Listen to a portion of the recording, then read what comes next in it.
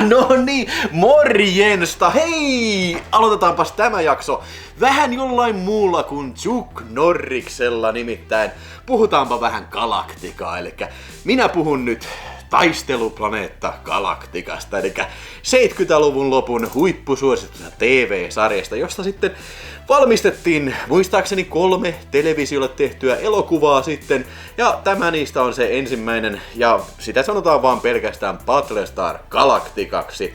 Eli tässähän mulla on tää Egmont Entertainmentin DVD sitten, ja tästä mun tietääkseni ei ole uudempaa julkaisua, ja mä ihan sikana tykkään tästä kannesta. Mun mielestä tää kansi on helkkarin kaunis kyllä tämä. Ja ei takakannessakaan mitään valittamista on, mutta siis ei anamorfinen widescreen kuva, se on aina vähän miinusta. Ja muistaakseni tästä oli just ilmoitettiin, on tulossa saksalainen 4K Ultra HD-levy. Mutta se ei meitä kiinnosta, nimittäin meitä kiinnostaa tässä ohjelmassa suomikantiset, harvinaiset DVD-levyt. Eli suomikantiset, missä lukee nimet, lukee selvällä suomen tekstillä ja myöskin takakansi selvällä suomen kielillä. Ja tästä Galacticasta on pyydetty sitten huutonetissä, just kun tätä aloin nauhoittamaan, niin katsoin, niin 45-49 euroa. Mielestäni se ei ihan niin kallis ole. Voisin sanoa, että tämä saattaisi hyvinkin olla vaikka 30 euroa tämä hienon näköinen DVD.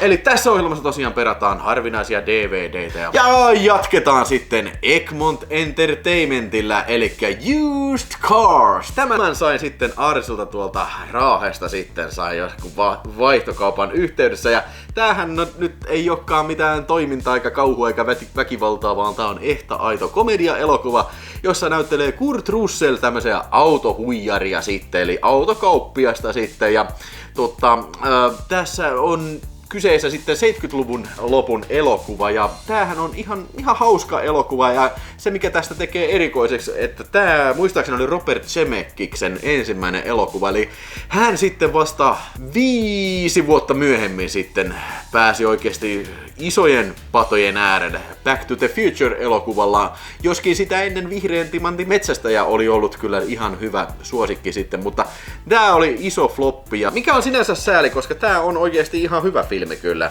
Ihan hauska elokuva, ja tässä on hyvää auton romuttamista ja autolla rässimistä siellä lopussa, ja Kurt Russell on aina kyllä niin kuin laaduntaa. Tätä harvoin näkee tätä Egmont Entertainmentin filmiä, eli mun tietääkseni ei ole uudestaan julkaistu ainakaan tällä Suomi-kansilla, joten niin sanotaan vaikka 40 voisi olla aika passelihinta tälle autohuijarille. Aikanaan tosiaan ettiin sitä aika paljon, mutta onneksi Arsi tuli sitten apuun ja jeesas mulle tämän sitten hyllyyn. Yes. Ja sitten onkin hyvää, hyytävää kauhuskifiä, nimittäin Dean Koontzin kirjaan perustuva tämmönen tekoäly-kauhuelokuva Demon Seed, eli Proteus-aika. Julie Christie näyttelee tässä sellaista muijaa, joka on yksin kotona sitten. Se on vähän semmonen housewife sitten siellä, ja sen aviomies työskentelee sitten tämmöisen uuden supertietokoneen parissa, ja se on sitten linkitetty sinne niiden kämppään. Ja sitten tää Proteus-tietokone sitten on päättänyt, että ei vittu, mun täytyy nussia tuota muijaa, niin sitten se synnyttää mulla jälkeläisen sitten. Ja kyllä, tää kuulit oikein, eli kone yrittää sitten tehdä tämän naisen raskaaksi siellä sitten ja lukitsee sinne taloon, ja siitä seuraa monta hyytävää hetkeä, ja myöskin siitä hyvät tehosteet on tässä, ja mun mielestä tämmöistä 70-luvun dystooppista kauhua sitten kyllä niin kun, oikeastaan sitä paremmasta päästä. Tän on ohjannut semmonen äijä kuin Donald Camel, mikä ei sano mulle mitään, ja tää tekovuosi oli 77. Proteusta kyllä silloin tällöin näkee myynnissä. Itse ostin tämän Stockmannin tuolta DVD-osastolta. Kyllä. Muistatteko vielä sen, kun Stockmann noissa tavarataloissa oli vielä levyosasto? Minä muistan. Se oli siellä Tampereen Stockmannilla, se oli 3. kerros ja se oli siellä ihan perällä niin kuin piilotettuna siellä.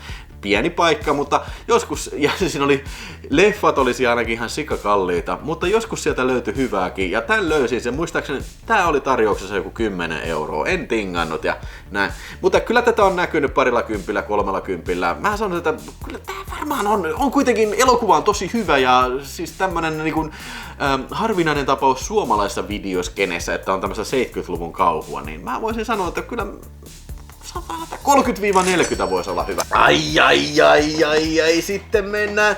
Oi, taas Harry Hauseni, kyllä. Simpad Merten sankari perskale sentään. Itse asiassa Apassilta vaihdoin johonkin sit, kun sillä oli vaan yksi näitä Simpadeita ja no en mä nyt oikein sillä tee mitään, että mä en muista mihin mä vaihdoin, mutta johonkin DVD:hen sitten se oli, mutta sain Apassilta tämän viherkantisen Simpad Merten sankarin. Egmont Entertainmentin julkaisu sitten kyllä. Ja tässähän on se, että nämä yhtäkkiä sai puolen vuoden sisään niin kun nämä Ray Harryhausen julkaisut, niin hirveen boostin tuo huutonetissä. Niitä ollaan tuossa videopörssiohjelmassa sitä ihmetelty oikein porukalla sitten, että mitä helvettiä täällä maassa tapahtuu. Tää on niin kuin jotain ihan kuin science fiction homma, fantasia juttuja niin kuin Simpadit kyllä. Mutta Ray Harryhausen on tehnyt tähän hyvät efektit, hyvä elokuva, ei siinä mitään. Ja olikos tässä John Philip Law? Joo, John Philip Law näyttelee Simpadia ja tää oli näistä keskimmäinen tää Simpad-elokuva. Mutta tässä oli pyynti oli 199 €, mutta ei sillä sentään mennyt kaupaksi. Mutta mä kerron teille millä hintaan tämä on todistetuksi mennyt kaupaksi. Ja ne on ollut 95 € ja 99 €, se on saakeli melkein 100 DVD, 100 DVD, eli sanotaan 90-100 sitten. Oi Simpad, kaikki kunnia Simpadille, hail Simpad! Ja sitten jälleen kerran Simpadia, tässä on Simpadin viimeinen osa, Simpad ja tiikerin silmä, ja tässä oli Jane Seymour sitten näyttelee muijaa, ja Simpadia näyttelee semmonen joku Patrick Väyne, ja Sam Wanamaker on ohjannut tämän filmin, joka on tosiaan 77 vuodelta.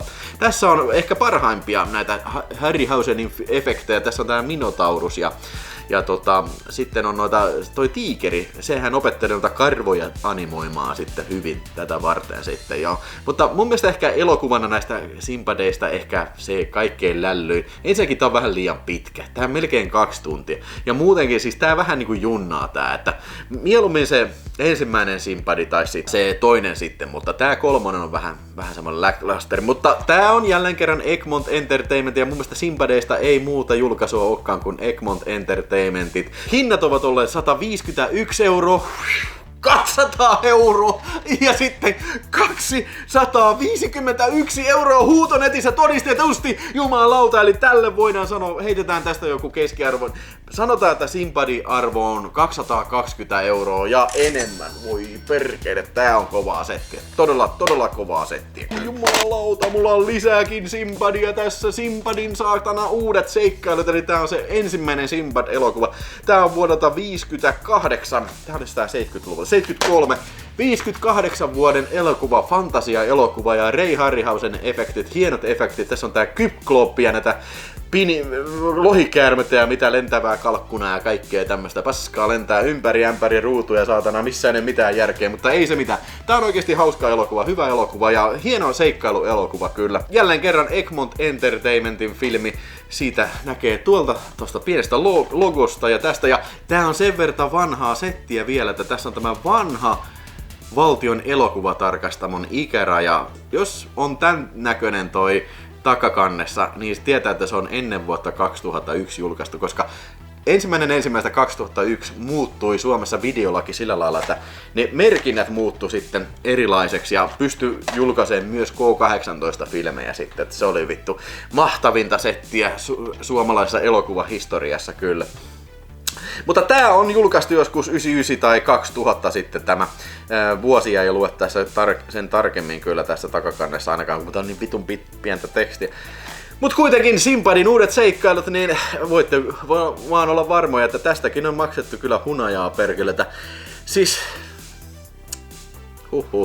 kolmasti on todistetusti nähty tämä myynnissä, videopörssissäkin ollaan ihmetelty ja hinnat ovat seuraavat. 225 €, 245 € ja 260 €. Serra jesta, Simpadin uudet seikkailut on, voidaan sanoa sitten, että vittu 250 Simpadin uudet seikkailut. Se on varma pörssihinta sitten. Otetaan semmonen hinta ja pyyhitään sakeli hikeä otsalta jumalauta tässä vittu. Heikkompaa alkaa jo hirvittään kyllä nämä hinnat. Otetaan tähän väliin sitten vähän tältä pulssi laskee. Otetaan vähän tommonen... No, ei tääkään nyt mikään huono löytö ole, mutta siis Mario Bavan elokuvia on hyvin vähän oikeastaan Suomessa julkaistu.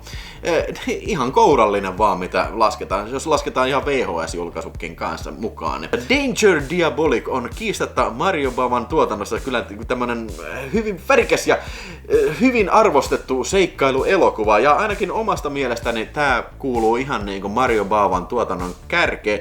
Ehkä just sen takia, että tää ei ollut kohtilainen kauhuelokuva, vaan tää on vähän niinku tämmönen supersankarielokuva. Tämmönen vähän niinku, missä sanotaan semmonen niinku, tiedätkö, vähän niinku James Bond-tyylinen italialainen sarjakuva-elokuva ja 60-luvulta.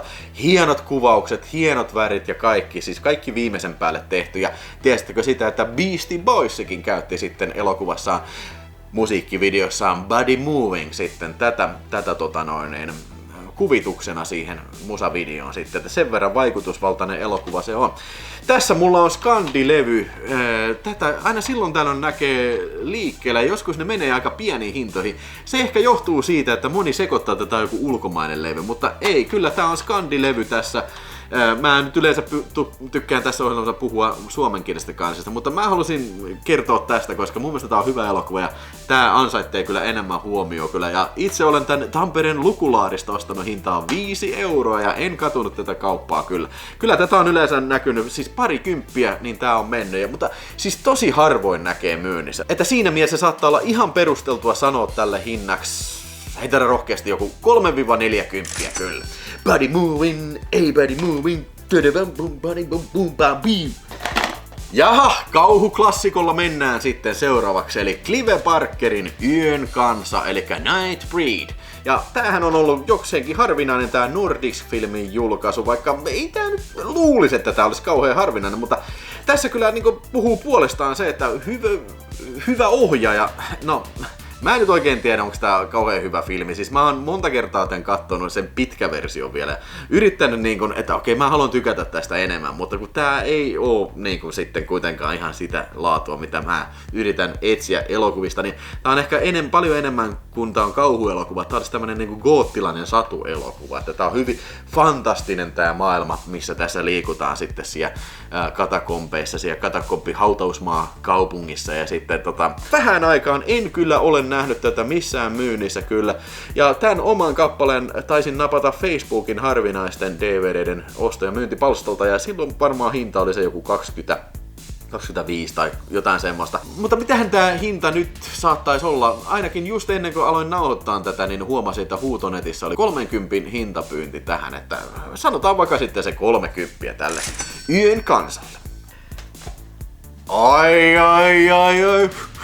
Sitten todellinen herkkujen herkku, minun yksi suosikkielokuvista kautta aikain. Siinä missä tää oli tämmönen lasten satu vähän tää Yön kansa, niin mielestäni tämä on kunnon kauhuelokuva. Mun mielestä yksi hyytävimmistä Alien-filmeistä, mitä on koskaan tehnyt, ja minä puhun 70-luvun versiosta ihmispaholaisista, elikkä Invasion of Body Snatchers, pääosassa Donald Sutherland ja sitten Jeff Goldblum ja Leonard Nimoy ja Brooke Adams ja Veronica Cartwright, ja tän on ohjannut tosiaan Philip Kaufman, ja tää on niin kova. Tässä on tunnelma niin katossa tässä filmissä kuin vaan voi olla, että siis on nähnyt tämän monta kertaa ja viimeksi kattelin sieltä Kinolorberin 4K Ultra HD:lta sen ja se oli helvetin hyvän näköinen printti, mutta tää on ei-anamorfinen widescreen, tämä suomalainen ihmispaholaiset, ja tää on todella vanha DVD, sen todellakin tunnistaa tästä K16 ikäraja pallurasta tai tästä suorakaiteesta, joka on siis tätä vanhaa elokuvatarkastamon satoa, ei uutta. Eli tää on jotain 99-2000 julkaistu, ehkä jopa aikaisemminkin kyllä. Muistan, että ostin tämän Tampereen elokuva-aitasta ja hintapyynti oli 12 €, en tingannut. Täällä on vielä sisällä tää tämmönen pieni buklettikin kyllä. mikä oli siihen aikaan harvinaista, että näistä tuli tämmöistä, suomalaisista DVD:ssä varsinkin, että tuli tämmöistä booklettia. Mutta hienoa, että ne ei ole tinkinyt siitä sit, kun pistänyt, että Suomessa myyntiin suomalaisin ihmispaholaiset kansin, kyllä, siinä se on. Ja tämä on todella harvinainen, kerran on nähnyt tämän myynnissä, ja silloin se meni huutonetissä. Se meni semmoiseen hintaan kuin 179 €, jumalauta. 179 €. Tästä löytyy klippi mun kanavalta huutonetistä siitä, kun tämä löytyy, tämä ihmispaholaiset. Ja voi pojat, se oli kyllä semmonen, että herkempää alkoi kyllä hirvittää se hinta, mutta se oli viime vuoden puolella mun mielestä. Siihen aikaan ei ollut vielä totuttu näin koviin hintoihin, mitä tänä vuonna on ollut sitten, että se oli vasta alkua tälle. Mutta ihmispaholaiset, niin mä voisin sanoa, että kyllä tästä varmasti saa. No ei nyt, en mä voi ikinä sanoa, että varmasti saa mitään, mutta niin kuin mä voisin sanoa, että hinta voisi olla niin kuin 180. Mennään sillä. Yksi näköhavainto, 179 hinta, joten niin kuin 180. Se on mun arvi.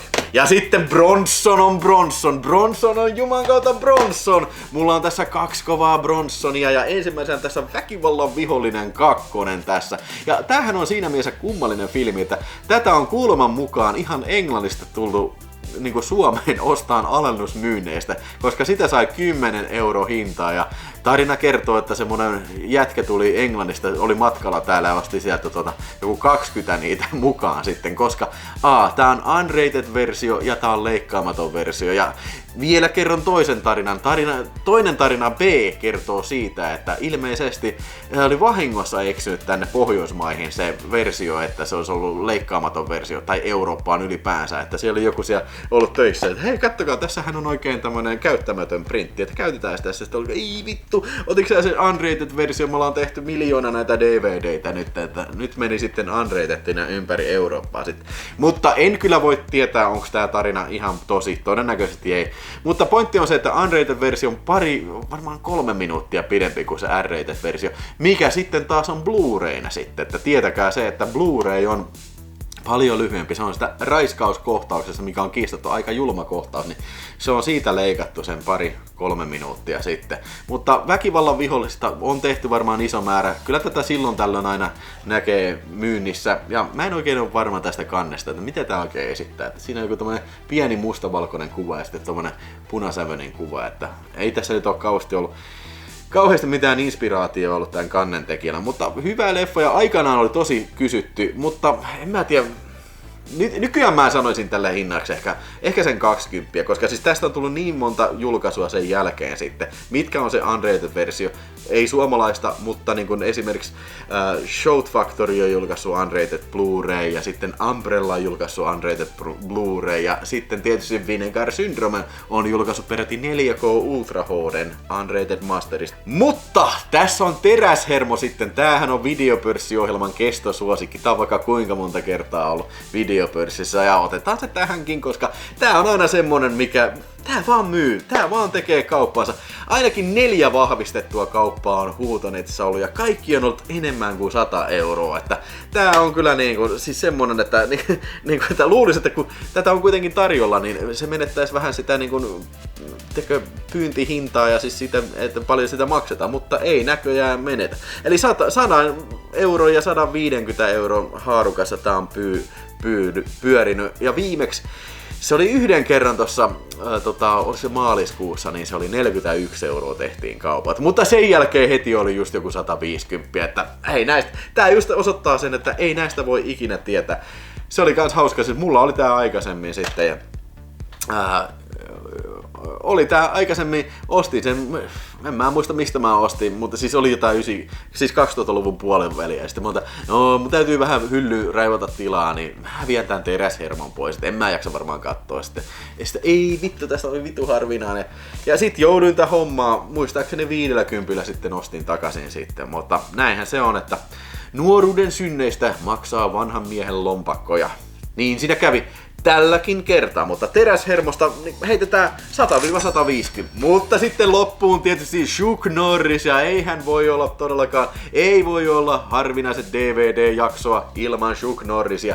Tää mua yllätti viimeksi kun näkyi Invasion USA, mikä muuten by the way taitaa olla Chuck Norrisin ehkä paras elokuva ja tuotantoyhtiö Cannon Groupin parhaimpia elokuvia kautta aikaa. Helvetin hyvä action-filmi ja se lopputaistelu kyllä hakee vertaista ja sitten time to die.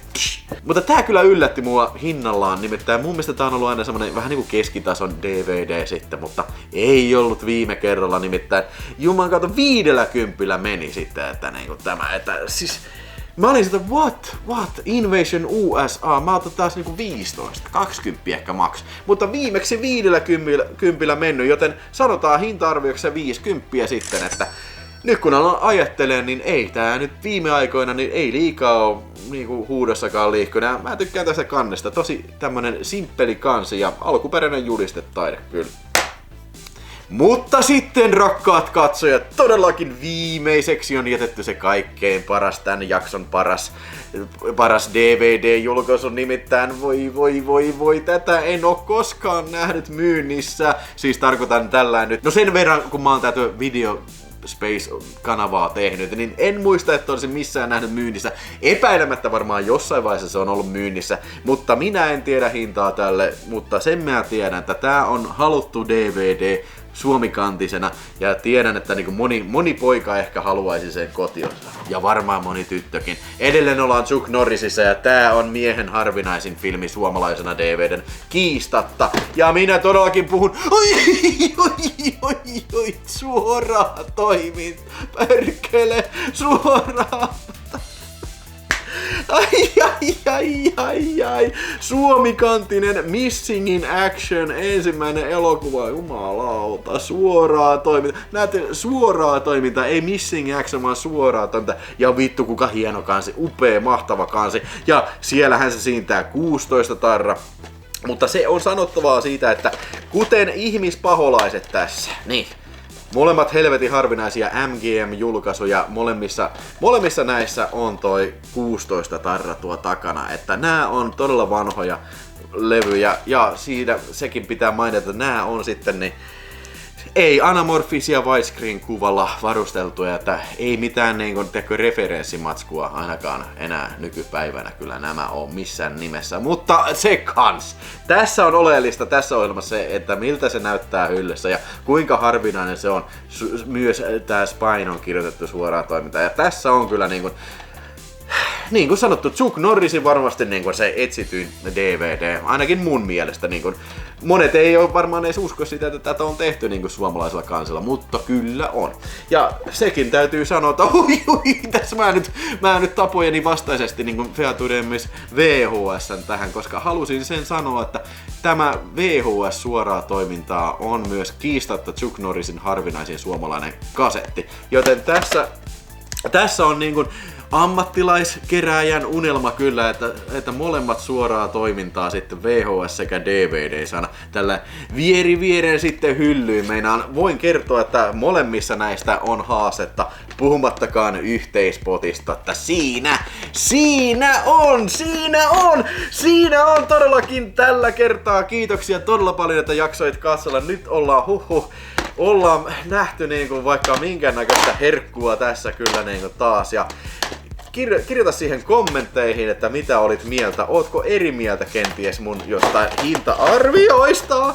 Ja haluatko tietää jostain enemmän lisää ja onko sinulla kysyttävää jostain toisesta hinnoista? Minä kuuntelen kommentteja kommenttikentässä ja toivotaan sinulle nyt oikein hyvää päivän jatkoa. Muista tilata kanava ja hälytykset, että missä seuraavaa harvinaisten DVDden perkaamisohjelmaa. Ja nyt katso tästä seuraava video ja nauti vielä enemmän. Oi.